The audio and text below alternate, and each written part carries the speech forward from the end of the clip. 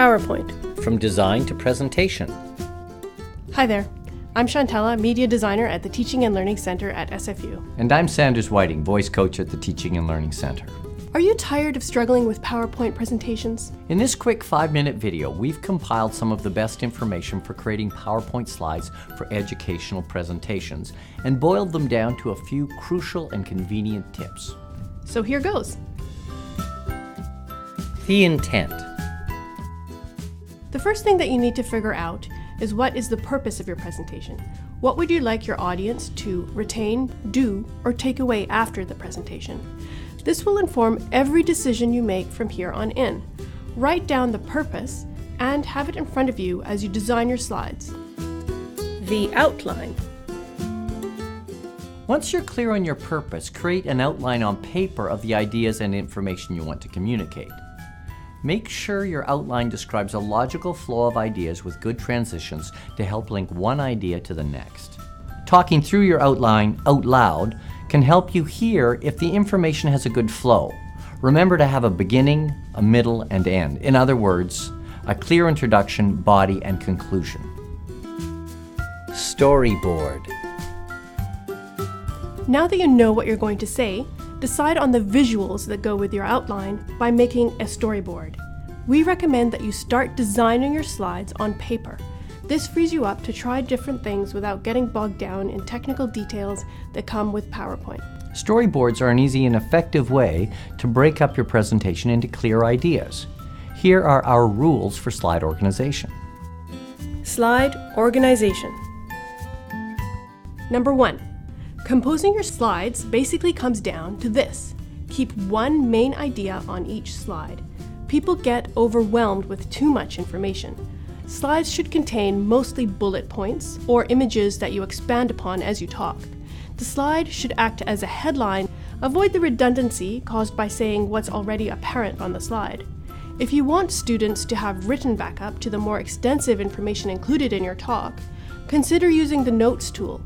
Put the rest of the information there and give your students access to the PowerPoint. Number 2, don't worry about too many slides. It's better than cramming too much information onto each slide. Number 3, consider blank slides. If you want the viewer to focus on your voice, think about adding in a blank slide, usually black. This puts the focus on you. And number 4, figure out where you want to put your important images. Speaking of which, Choosing imagery. Imagery should always come after the text is put in, unless, of course, imagery is your focus. Start with the essentials. Do you have any figures, charts, or tables that you must have in? Here are some rules for using images. Number 1, don't use decorative imagery. Is that puppy cute and you want to decorate your slides with it? Don't. Unless you have a deliberate reason, such as creating a humorous opening for your presentation. Number 2, ensure that your images are clear and legible. Ask yourself if it's big enough.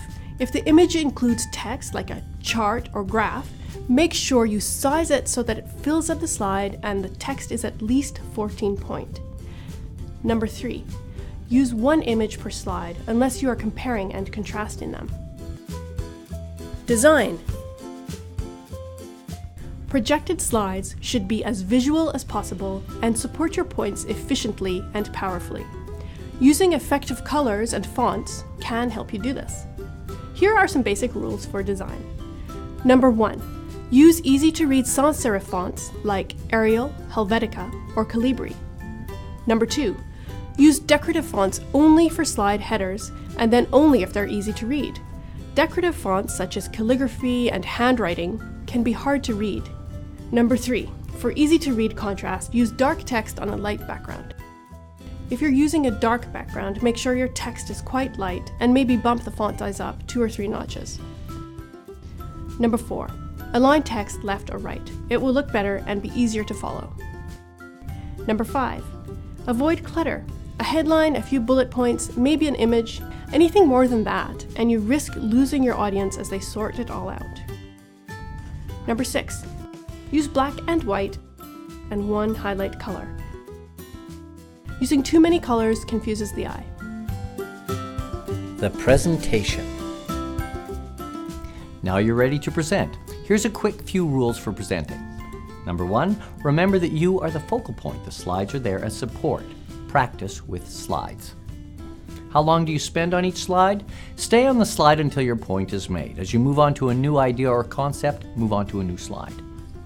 Number 2, pause before you click, otherwise it feels rushed. Number 3, always explain the graphic on the slide, or at least refer to it. If you don't, it can be distracting. Conclusion. And there you have it, the basics to making clear and effective PowerPoint slides. Remember, start with your purpose, storyboard it out, and then move into PowerPoint. We hope you found this video useful. For more information on in-person workshops and help, contact TLC Centre at sfu.ca or check out our website below. Thanks for watching.